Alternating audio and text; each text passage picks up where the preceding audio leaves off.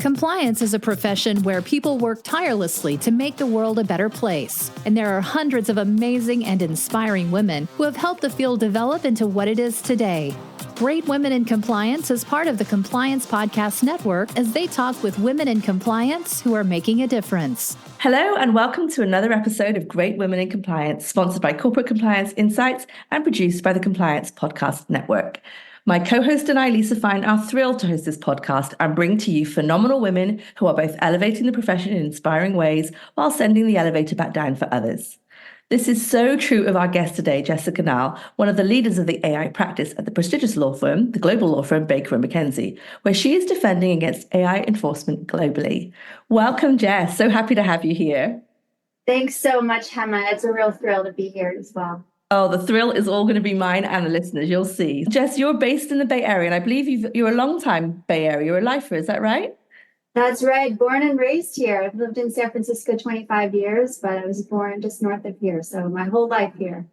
So no surprise then that you took your partnership into technology law. But my first question to you is, did technology law choose you, or did you choose technology law? I think it was a mutual love, actually. Having grown up here and pursuing my career here right out of law school, I couldn't wait to get back from the East Coast and come to San Francisco. It was always where I wanted to be, and arrived right in the early 2000s and got to sort of catch some of the first issues around the wide adoption of the internet as a tool, and then kind of all the different peaks and valleys since. And I've been grateful to be able to defend some of the cutting edge bellwether cases in technology enforcement across the gamut. So it chose me, but I was a very willing participant in that. It's just so fascinating how it's all evolved. It is fascinating. You're right. It really is a journey and an evolution. And I love the image of peaks and troughs. Gosh, you definitely have seen it all. And what a way to build a career supporting the innovators that are in the Bay Area. And I know you support them, you defend them as well, right? So you do a lot of enforcement around tech up there. Yeah, that is absolutely. Yes, it's been my privilege to be able to be called upon when the government, the DOJ, the SEC, the CFTC, the FTC, when they're coming after folks who are on the front lines of inventing things and innovating essentially in the space. I'm there to protect them and defend them and try to negotiate a soft landing where possible and basically fight back against regulation and enforcement when it's appropriate to do that. Well, and the one thing about that, Jess, is if you're doing the front lines of the defense work, the investigations, the enforcement, you probably learn a lot about how to not get into hot water with the government. Is that fair? Exactly. A lot of lessons learned, Hemma, for sure. And that's what the compliance professionals are obviously really interested in. Many of us now, I think we're in the era and talk about evolution. I think last year we were being called on to take on ESG, and this year we're being called on to take AI governance on and make sure that we are on the right side of the law. And gosh, to your point about evolution, the laws are evolving. Is that right? Every day. Oh my goodness. Yeah. It's kind of an onslaught. It feels like sometimes an avalanche. I think I read that there's something like 30 bills pending in California alone. No. For the legislature trying to regulate AI. And these are regulations coming from a generation of politicians that maybe not the most facile with technology. So it does lead me to be quite concerned, and it does increase the burden on the compliance professionals. Absolutely. Well, I know, myself included, we're just trying to keep up right now and learn what we're dealing with in terms of what does the technology present in terms of opportunities and risk. But then to have, and I didn't know that there were that many bills in California, and I know that we've got some legislation coming from the EU hot and fast and lots of proclamations by the White House in the US. But I didn't know just how fast and furious this is. So how do you prepare your clients for this onslaught of AI governance and enforcement and law? Sure. It's obviously an ongoing incremental battle, but there are some things we can do now to try to get ahead of it, to try to understand sort of the basic premises of the enforcement that we expect to see coming out of all of these regulations and laws, and try to get some good narratives ready in the event that things go wrong. We'll be able to point to that we've done our best, we've tried to get ahead of it, and we can't control everything, right? No compliance or defense counsel can do that, but we can only do our best and have something to say when or if the bad thing happens. No, the point about the narratives, the good faith defensible narrative is what we need. And embedded in that phrase for me is always a journey.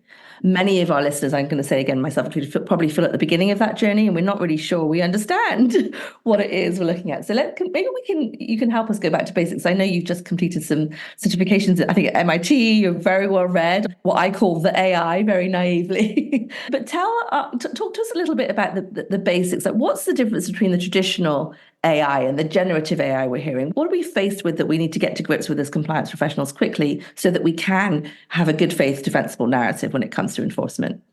Absolutely. AI has been around for a long time, and it's kind of first iteration, sort of the deep learning, the neural nets, the understanding of how language works together, robotics, obviously, the self-driving cars that are the autonomous vehicles that are driving around San Francisco on an endless loop, it seems. All of that has been driven sort of by what I'd say kind of first, second, third generation of AI, and evolving to be able to beat humans at certain tasks and games, at chess and AlphaGo and things like that. And now what we've seen is sort of, as of last year at least, major breakthroughs in generative AI, which is what we're all talking about, which is, kind of cracking the code a little bit on how do we actually get to the next level of intelligence, the I part? And that has been done through just ingesting a massive amount of data.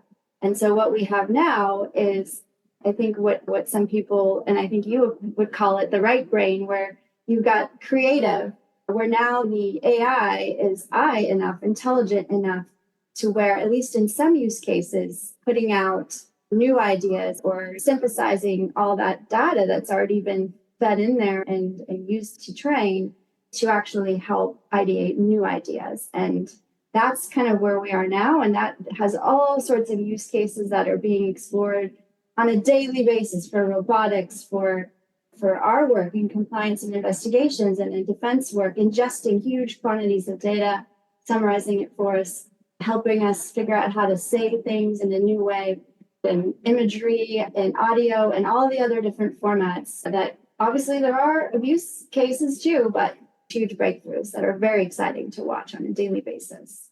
I mean, super exciting to your point. It's funny, you mentioned about the traditional AI. I remember watching war games as a kid where you played chess with the computer and the computer would try to beat you. And I think I even played chess with the computer when I was a kid myself. But you're right, it's just evolved so much. And as you said quite rightly, as an ethics and compliance professional, I am so excited about what I can do with the Gen AI to enhance the compliance customer experience, to make sure that, for example, you don't have to read a plethora of policies to get where you need to go. You can just go to the Gen AI bot and it will tell you the answer easily. So I love the opportunities, but also as a compliance and risk professional, as you speak, I'm shuddering with the risks. I'm like, oh, that sounds exciting, but also replete with minefields. So what sorts of things should we look out for as we try to think about using Gen AI for our ethics and compliance work? Sure. So I think the risks there's a couple of major categories of risk, right? One is obviously that the model will get it wrong, because even though there have been major breakthroughs, we're still in the early days. So I imagine in 2 or 3 years from now, we'll have much greater levels of quality and assurance in the responses that we're getting from these tools. But for now, we still need to have a human very much in the loop to make sure that the output is right, to check it, because we're lawyers and other compliance professionals, and people depend on us. Our clients depend on us to get it right. And so we still need to be very concerned about that risk. The other risk is that there's a lot of noise in the market. There's a lot of hype out there. And there's a lot of providers who may not be able to put their money where their mouth is on some of their claims. And so there is a risk that you could end up with the wrong tool or the wrong vendor. And the risks of that are legion with the compliance function. Obviously, we know when we're contracting with vendors and third parties, they could have a poor cybersecurity regimen, and your data that you upload in order to use it may not be safe. Either it may be disclosed, or it may be stolen, or any number of things that can happen to it. So we need to be very concerned and careful about what we put up and who has access to it. And then, of course, there's the risk of FOMO, everybody's feeling that here in San Francisco and in the Bay Area and beyond right now, which is the risk of being left behind. If everybody is going to be leveling up their practice using these tools, then you don't want to be the last person. You don't want to be the last person printing everything in paper when everybody else is using the internet. There's so much. I mean, I definitely have the FOMO for the AI, but I just want to double down on a couple of things you said, because there's a lot you covered there. Let's just start with the piece you said, the quality assurance and the risk of the AI getting it wrong. So help me with that a little bit, because when I hear that, I think, well, humans get it wrong all the time, number one. Number two, if it's reading large models of data, like you mentioned earlier, isn't it just rubbish in, rubbish out? I mean, isn't it about data management and data quality first? Isn't the AI reading the data we put in? Yes, it is. I mean, the training data obviously is a little bit different for some of this generative AI models. I think the hallucinations are more likely when it is relatively uncontrolled. But I sort of think about the Gen AI tools as sometimes being like an overeager assistant. They want to please you. And so they give you this, here's cat versus dog. This is exactly on point for what you need. But cat versus dog is not a real case. So it's true that there are things you can do to allay the risks of having the wrong information come back out. It is a garbage in, garbage out scenario, and it's not enough to just have a tool. You do need to train on how to use it appropriately. But it's important at this point in the evolution to have a degree of skepticism and just make sure that if it sounds too good to be true, it just might be, and double check it. That's fair. And you mentioned this idea of quality assurance, quality control. It's something we think about a lot at Zendesk, where I work, in terms of, so I work at a place where we do customer experience, and we want to make sure the agents dealing with the customers are doing the right thing. And traditionally you think, well, quality assurance means you have a coach or a manager over your shoulder listening into the call, for example. And you mentioned human assurance is going to be important. I think perhaps the AI, again, I keep calling it the AI, is going to help us scale that quality assurance as well, right? Because actually, maybe we can capture those interactions, whether it be with the ethics and compliance customer or the customer returning some shoes, and maybe we can get quality assurance of the interactions there using the AI to scale. So I think one of the opportunities I see is to scale those processes that we're used to doing. And sometimes the solution is in the AI itself. It's like, how are we going to leverage AI to ensure we've got quality? Not just, is the AI going to mess it up and the humans have to come back in and fix it? That's a brilliant observation. I think that's really true of a lot of the risks and concerns that global regulators and others have about AI. For example, deepfakes. As a human, I'm not going to be able to tell the difference sometimes between a very high quality false image and a real one. I think where we're going to end up with is that the answer to the AI risks, including quality assurance, is more AI. I know that's sometimes hard to understand in terms of credibility, but I do think that's where we're going to be. We need to use the machines to help us use the machines. You're absolutely right. It has to be right, because you're giving me vision of scale. I mean, things are moving fast at scale. And so we need a response that is at scale. What we can't do as risk professionals is just try to shut it down. And certainly I saw that. I mean, I remember early on, I think it was a Samsung case where somebody had put in proprietary information into the tool. And I think as a response to that, maybe Samsung, maybe others, I don't recall, started to say employees can't use AI for work. And that's a very typical risk-averse conservative approach. But actually, perhaps AI can be leveraged to make sure that people know what is and isn't proprietary. I'm making this up, but I'm just saying we have to think about the solutions at scale as well to match the technology and the innovation. Absolutely. And because people are going to be using this, individuals have the same FOMO as everyone else. And it's a really interesting, shiny, new tool, toy, whatever you want to call it. So if you don't work quickly to come up with a sandbox tool or something that's a little bit safer, where you've provided guidelines about what people can and can't upload into the tool and how they're supposed to use it, they're going to be trying to find ways around that. And that's where the risk of the Samsung matter and others come in, because, you put something into a tool and you don't know who's got access to it on the other side, particularly if it's confidential, privileged, trade secrets, IP. I mean, that's all very problematic and risky for sure. I love this though, because it really reminds me of that, just this point of as compliance professionals, we're going to have to get real. We're going to have to meet our customers where they are. We can't just say stop using it. We can't just say only use it in these circumstances, because to your second point, the vendors are out there throwing it at us every which way. I mean, even LinkedIn now helps you use the AI to write a post, right? I mean, Word, Canva, whatever you're using in your daily might have an AI tool or a product now that is embedded, and it's hard to not use it almost. It's like saying don't use the internet, and then it's ubiquitous and you can't survive without it. And that brings me, so I want to talk a little bit about your second point about the vendors, this kind of plethora of vendors coming up with AI products, and the possibility that some of them might be what I'm going to call AI washing. We heard about greenwashing. Now we might be AI washing. And so as you were describing that, it made me think the government regulators don't have to do anything too different here. They have to require supply chain due diligence. They have to require cybersecurity protections. They have to require honesty and disclosures, and that you care enough to make sure that your suppliers follow those things. So am I right that it's not rocket science what they need us to do? It's just we're applying it to a different set of innovation. That's exactly right. And that's what my hope is out of the regulation, and what will ultimately kind of settle out from all just this huge avalanche of things coming at us right, left, and center.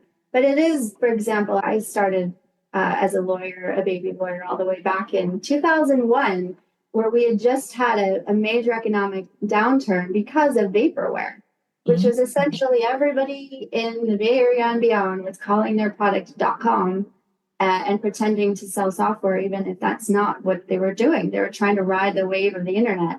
And so vaporware is a thing in AI. And I think AI washing, or overstating what the tool is actually doing, or overstating the state of the company and its ability to protect your data if you upload to it, and protect it, cybersecurity and all the rest of that. It's certainly a thing. Everybody's trying to, out here, we're seeing another gold rush in San Francisco, just like 1849, and everybody's trying to stake their claim and mine for gold, but some are not reliable, and I think we're going to see a lot of market shakeouts.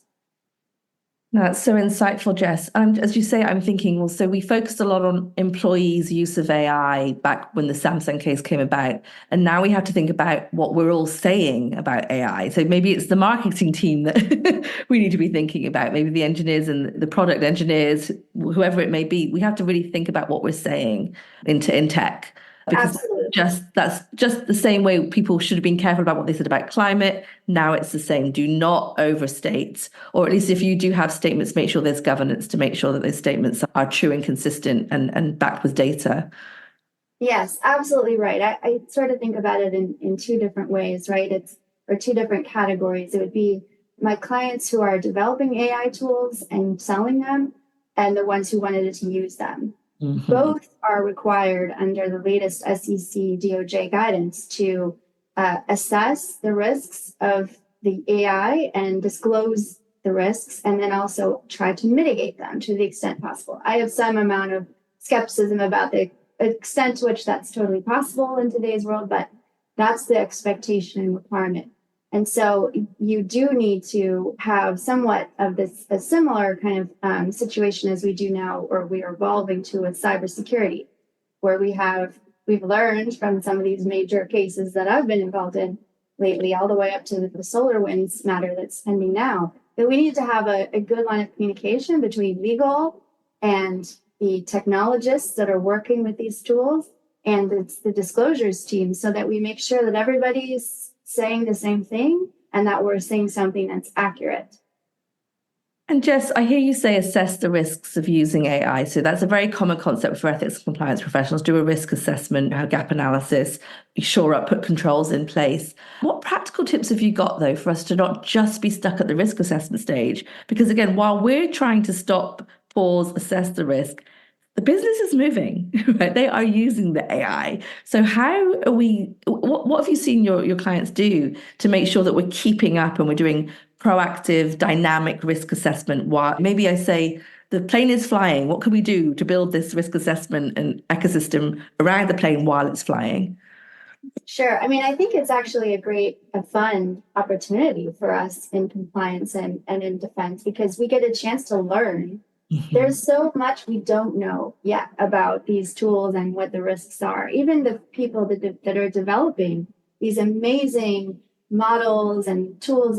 There's a lot of black box in there, and the government complains about that. But I'm saying, no, even the technologists aren't totally sure how we got to this evolution. There's a lot of research, a lot of thought, a lot of analysis happening, but we're not sure. And so on a day-to-day basis, new things will come to light about what could go wrong. And so that's where we need to continually educate ourselves, continually have these touch points. It's not going to be a one and done thing by any means. I think we'll know a lot more a year from now about what the risks are than we do now. The idea that the government is asking us to mitigate those risks, again, I go back to the analogy of the internet.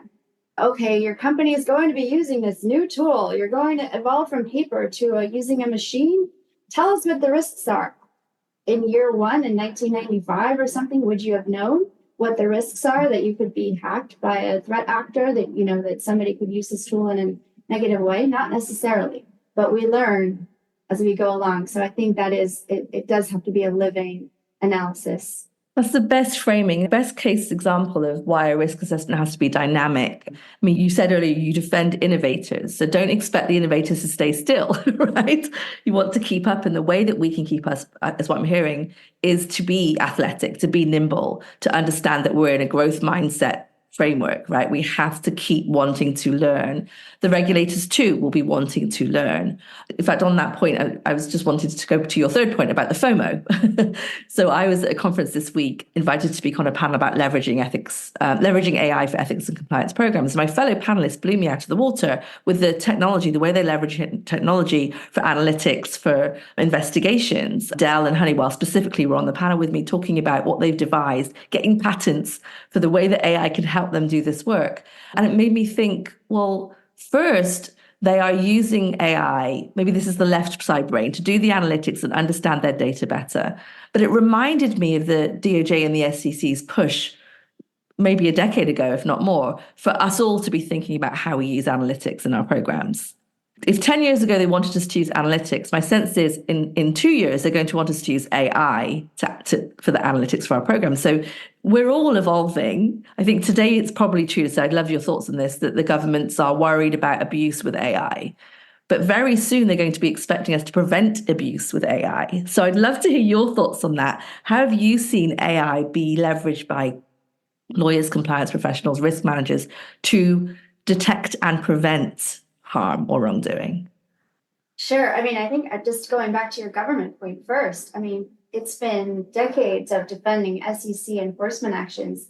You probably received plenty of FINRA requests that they know who knows who. I mean, I was very shocked as a young lawyer to be like, wow, how did they know that this person is the ex-boyfriend of this person in Section 16 and that they may have material non-public information and that they might have been driving the trades?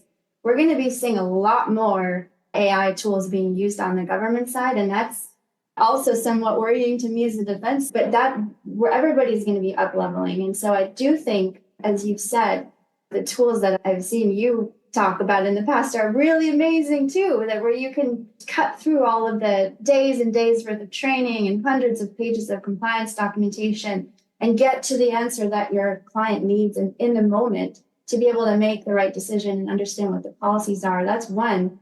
But then on the investigation side, what it essentially amounts to at this point is a really beefed up, really amazing ability to do those kind of searches, the relativity and some of the tools now we're seeing Westlaw, Lexis, where instead of just serving up in response to a Boolean search term, you get some cases back. This is actually going to do next level where, for example, you're prepping for an interview and an internal investigation and it's tomorrow, ingesting large quantities of data, coming up with suggested question lists for you, hot documents, surfacing exactly summaries of every time this person met that person.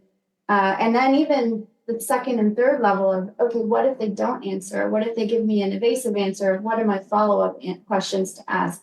So it really does shortcut a lot of the work the frantic late night work that we'd be doing for an EU interview at 6 a.m. where we're bleary-eyed, we have a summary ready. And that's kind of at least the cutting edge of what I've seen. But there are a whole lot of other use cases that I think we're going to see come onto the market in the next few months and years.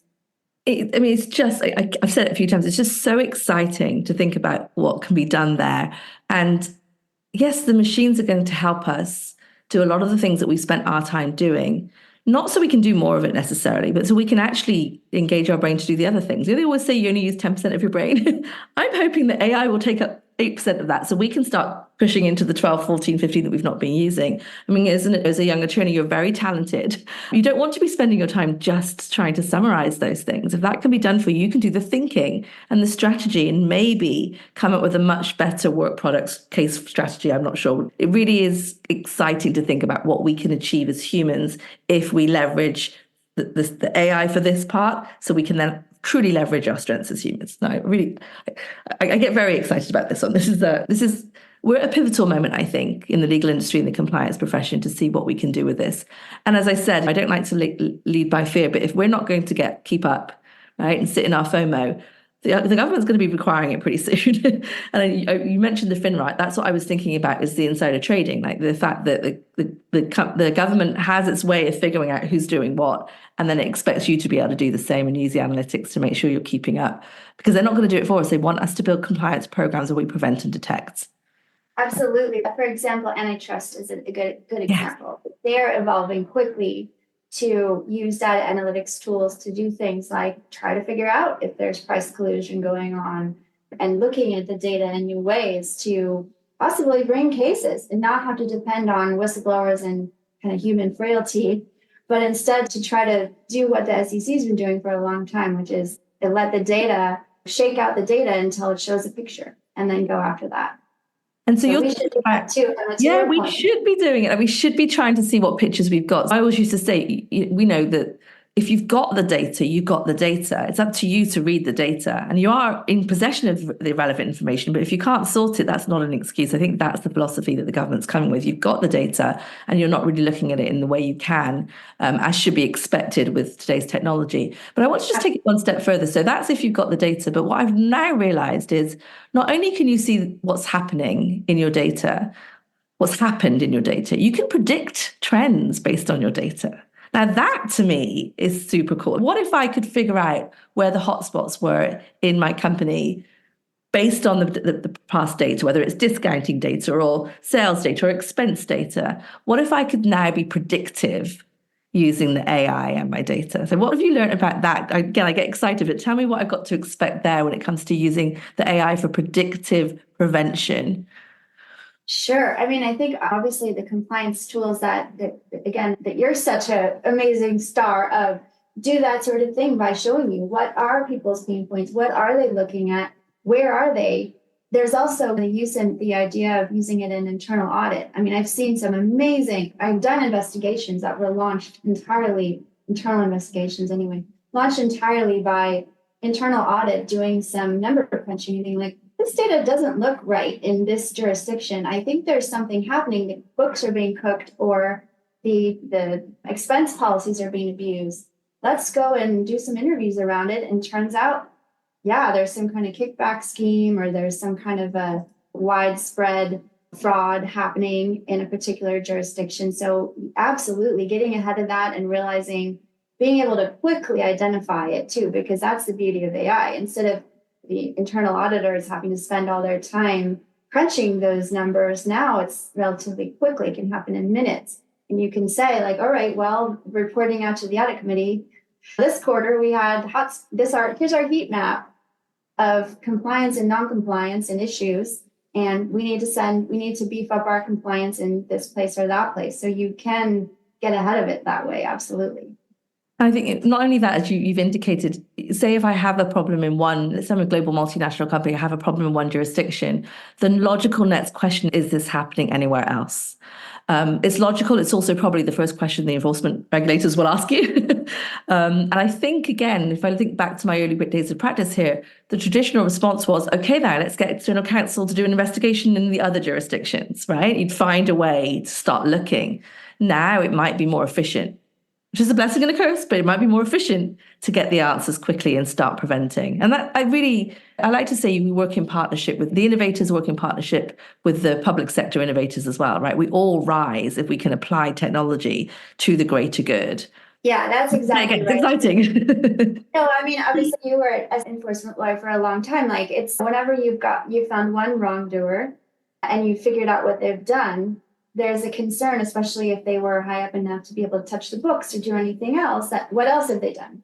And so the answer to that will be much quicker and much easier to present because to the government. And that is the expectation. That's always the expectation. The auditors want to know it. The SEC wants to know it. Everyone wants to know if you found this smoke coming, rising, where else is the fire burning under the ground that we need to go and dig out? I love that. So that's a lot about the left brain traditional AI and how you can use large language models. You can mine data for trends and for patterns.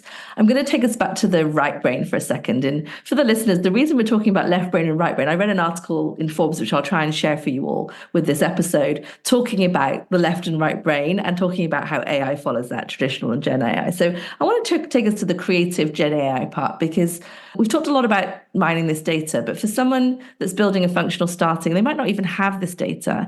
And one of the things I've realized is Gen AI can be used in the ways you described to get more people to engage with your function. And what do I mean by that? If we think of our compliance customer as human, and again, we like to say at Zendesk, the customer is always human, their experience and interaction with the machine is very important, right? They don't want to be interacting with large banks of data. They don't want to be interacting with long policies and stacks of them. They want to come in and get their answer fast. And so we're trying to think about how do we use the Gen AI to create that experience. That summarization for the end user is kind of cool. It means that they can come in, engage, go back, and then they're more likely to engage again. That to me, in my creative right brain mind, means I'm going to get more engagement, more quality data, which I can then use the left side to analyze and predict trends. I get excited, but talk to me about a bit more about what you're seeing with the right side, the Gen AI, and how we need to be thinking about Gen AI as compliance professionals and lawyers. Sure. Well, I mean, there's the obvious kind of baseline use case where, instead of your compliance admonitions, having to draft all of those emails and things, reminders, all that, you have help now. I mean, there are tools that will quickly help you draft them very well and get them out to your constituency. But also the idea of finding, this is in some ways a really enhanced search function. Like you say, being able to quickly get to where in that giant stack of data or pages of policies is the thing that I need to know about. And what are some examples? How do I actually understand this? Because a lot of times as compliance professionals and lawyers, we use the boilerplate too much, or we use something that's kind of legalese, or maybe it's not, maybe we're talking about a high risk jurisdiction where it's not English being spoken. So how do those people access the information they need and understand it? I think that's where the right brain is really able to do that better, because it's not just about analyzing your hotspots, but it's about explaining these concepts and giving people enhanced tools to find the answer and understand the answer on a different level than they've ever been able to do before, and then quickly. And so back to the analogy of using the whole brain, we really do need to leverage the traditional AI and the Gen AI together. It's a beautiful imagery, just like a human needs both sides of the brain. I must say, it got me reading a little bit more about the neurology. I can't say the word. And it apparently is a myth that we're left brain, right brain. That's apparently just a turn of a phrase, but it's working well for us when it comes to explaining the AI. Jess, this is such a rich conversation, and I'm really grateful to you for just helping us see how exciting this can be, and also realizing that we don't have to be afraid. Yeah. Some of the traditional tools that we've got in our arsenal are exactly what we need. As we said, the disclosure piece, the garbage. I'm going to say garbage instead of rubbish now. The garbage in, garbage out. I'm going to Americanize myself. If we can think about those basics, making sure we're not AI washing, making sure we've got governance, making sure we're putting the impact on the actual end user first, as opposed to the activity of writing a policy. You even given me the idea. I was thinking, of course, on a most basic level, we can use AI to translate policies, but you've made me realize that we're also translating legalese. We're also translating that jargon that some of us get in the way of ourselves and use. So that's really powerful. Jess, I want to pivot a little bit. because one thing I love about you is that you are very much a Gwickie. You're an honorary Gwickie. You create communities for women professionals. I've been fortunate to be a guest at your Women in Investigation Network group, the WIN group. And I understand that you also very active in the Women's White Collar Defence Association. I think you have a group called WISE, Women in House Support Equality. Talk to us about why that work is so important to you and why you thrive in these communities and creating them. Sure. I'm one of the few female equity partners in my practice in North America. It's certainly been, since I graduated law school, one of the few, and hoping that will somehow change, but in 23 years it hasn't. And so part of my motivation has been really to try to uplift us all, because gender inclusion is absolutely the best. Inclusion generally is one of the most important ways that we can up-level, even without technology. Having different ideas in the room and having the ability to talk to a cross-section of people in an investigation and understand where they're coming from, the EQ, all the rest of the things that we bring. And so, yeah, from being a young lawyer to now, I think networking and helping to bring us together to empower us as women, as practitioners, and certainly what I've seen with the diaspora of women partners out of law firms, where have they gone? They've gone to do the in-house roles, the really important sort of internal legal function of compliance and investigations and leadership. And so being able to have that sort of across the aisle, not really across the aisle, but across the industry, from outside to inside and beyond, to all help each other to work together to elevate our profiles and our work and our power and our leadership, and hopefully someday see my daughter, who's turning 4 on Sunday, walk out of whatever professional school she goes to into a totally different world where inclusion, gender inclusion, and every other form of inclusion and diversity is not a goal or aspiration, but an assumption, a baseline assumption that we should all have. And we shouldn't have to fight as hard as we have had, but I'm not going to stop fighting until I see that world. Amen. So moving to hear you say that within such conviction, such passion, and so many examples of the way you live those values every day. So thank you, Jess, for doing that for us. Thank you happy birthday to your daughter, and thank you for doing it for her and my daughter and everyone's daughters. We appreciate you. You are a true giant in the community, and we're grateful. I'm so grateful to one of my favorite bosses, Shanti Arika, for giving me the gift of you. So in honor of you, I'm going to say to our listeners, please give the gift of another female with her power, with her female empowerment, with her inspiration, because I always feel energized when I speak with you. I feel welcome into your communities, and I feel smarter having been with you for 30, 40 minutes. So thank you so much for joining us. We'll have you back to talk more about that, because it sounds like there's a lot more we could talk about.